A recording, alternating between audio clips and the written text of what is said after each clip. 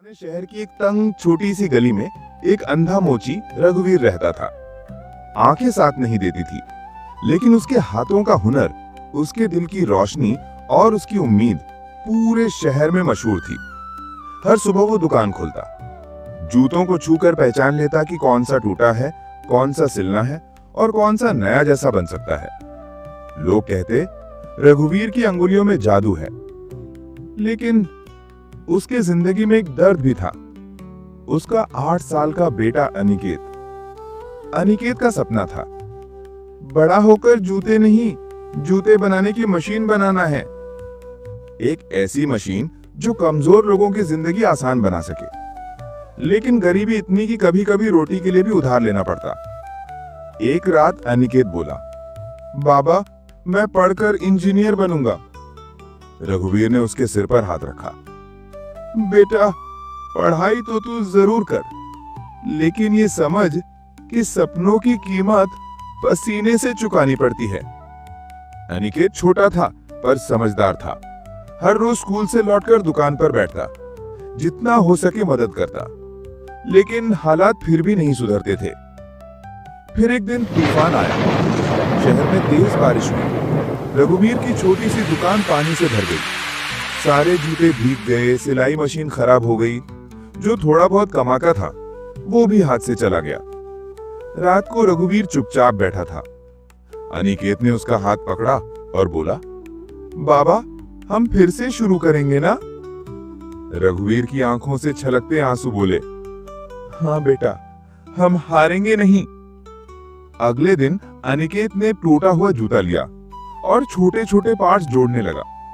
रघुवीर ने पूछा, क्या कर रहा है बेटा? अनिकेत बोला, बाबा, आप कहते हो ना, हर बड़ी चीज छोटे छोटे कदमों से बनती है, तो मैं भी छोटे कदमों से अपनी मशीन बनाऊंगा। रघुवीर ने अपनी मुसीबतों से टूटी हुई सांसों के बावजूद उसकी हिम्मत को महसूस किया। वो मुस्कुराया, जैसे मैं जूते ठीक करता हूं, वैसे तू किस्मत ठीक करेगा। वक्त गुजरता गया, अनिकेत बढ़ता गया, सीखता गया। रघुवीर पैसे बचाकर उसे पढ़ाता रहा। दोनों ने मिलकर दुख झेले, लेकिन उम्मीद नहीं छोड़ी। धीरे धीरे अनिकेत ने लकड़ी और लोहे के छोटे छोटे मॉडल बनाने शुरू किए। कभी पड़ोस के लोग हंसते, ये बच्चा क्या मशीन बनाएगा, मोची का बेटा है। पर अनिकेत के कानों में बस एक ही आवाज गूंजती, बेटा, तेरे सपनों की कीमत तेरे डर से ज्यादा होनी चाहिए। फाइनल का साल, इंजीनियरिंग कॉलेज में उसका फाइनल प्रोजेक्ट था, जूते की मरम्मत करने वाली सेमी ऑटोमेटिक मशीन। लेकिन मशीन बनाने के लिए उसे 15,000 रुपए चाहिए थे। घर में सिर्फ 800 रुपए थे। अनिकेत ने कहा, बाबा, रहने दो, पैसे नहीं हैं। रघुवीर ने बेटे का हाथ पकड़कर कहा, बेटा, किस्मत हमेशा ताकतवरों का साथ नहीं देती, बल्कि उन लोगों का साथ देती है जो कभी हार नहीं मानते। रघुवीर ने अपनी पुरानी चरमराती सिलाई मशीन बेच दी। जिस मशीन से उसने अपने पूरे परिवार को चलाया था, वही आखिरी उम्मीद उसने अपने बेटे के सपने के लिए दे दी। फाइनल डे, कॉलेज में सभी छात्र अपनी अपनी मशीनें लेकर आए। अनिकेत कांपते हाथों से मशीन चालू करता है। पूरी क्लास उसकी तरफ देख रही थी। मशीन पहले थोड़ी अटकती है, लोग हंसते हैं, मोची का बेटा मशीन बनाएगा। लेकिन अनिकेत हार नहीं मानता। वो मशीन को खोलता है, फिर जोड़ता है, बिना एक पल रुके। फिर मशीन चल पड़ी, और सिर्फ चल नहीं पड़ी, उसने जूते को ठीक कर दिया।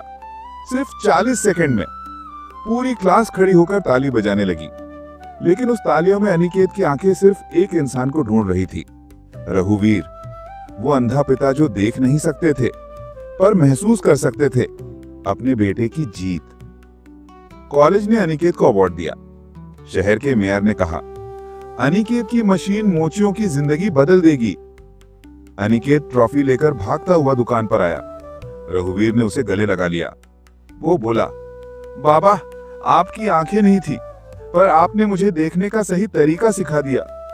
रघुवीर मुस्कुराया, और तूने साबित कर दिया बेटे कि सपने देखने के लिए आंखें नहीं, दिल चाहिए।